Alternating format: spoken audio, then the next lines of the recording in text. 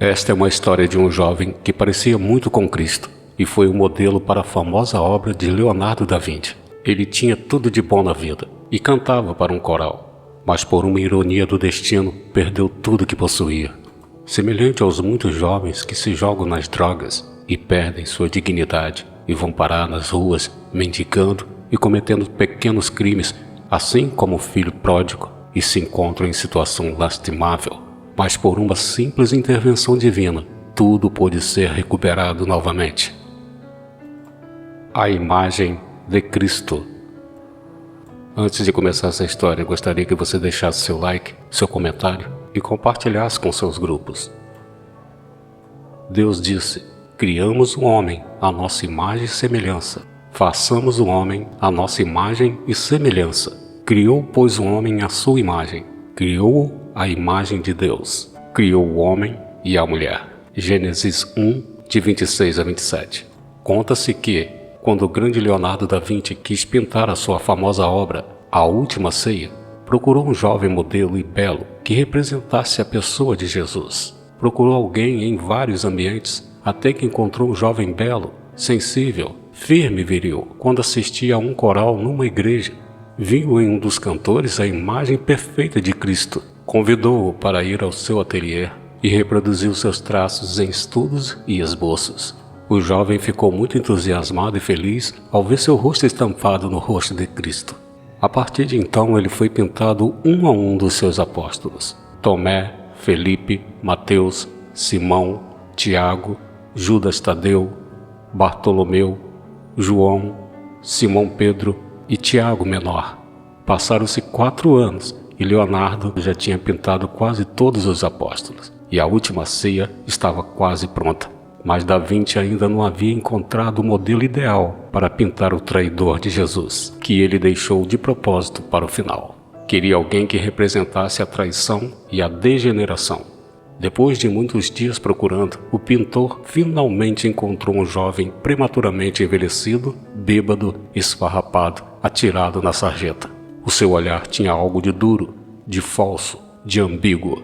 Ofereceu-lhe 30 moedas, uma boa importância para posar como modelo na sua obra-prima.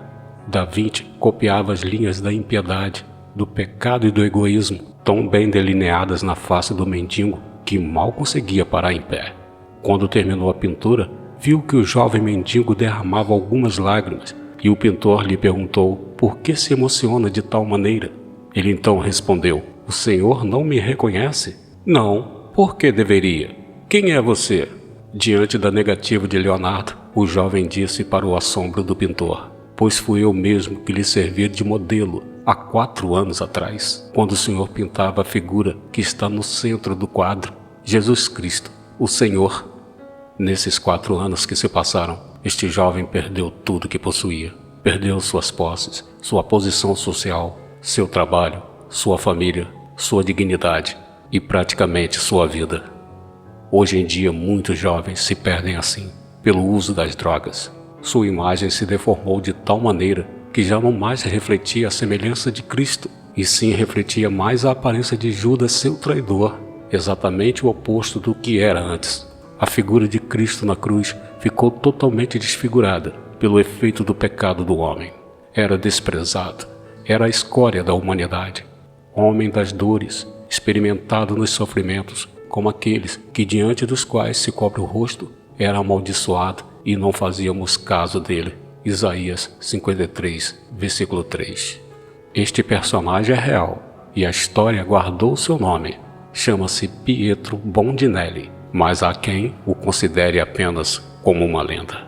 Lenda ou não, a verdade é que essa história não só é real, como totalmente atual, pois este jovem pode ser visualizado em todo e qualquer rosto que se olhe no espelho, uma vez que todos nós somos criados à imagem de Cristo, porém nos deixamos levar pelo mundo e deformamos esta imagem a ponto de sermos confundidos com a pior das criaturas humanas. Todos nós fomos criados segundo a semelhança de Cristo, não só a imagem exterior, mas também o homem interior.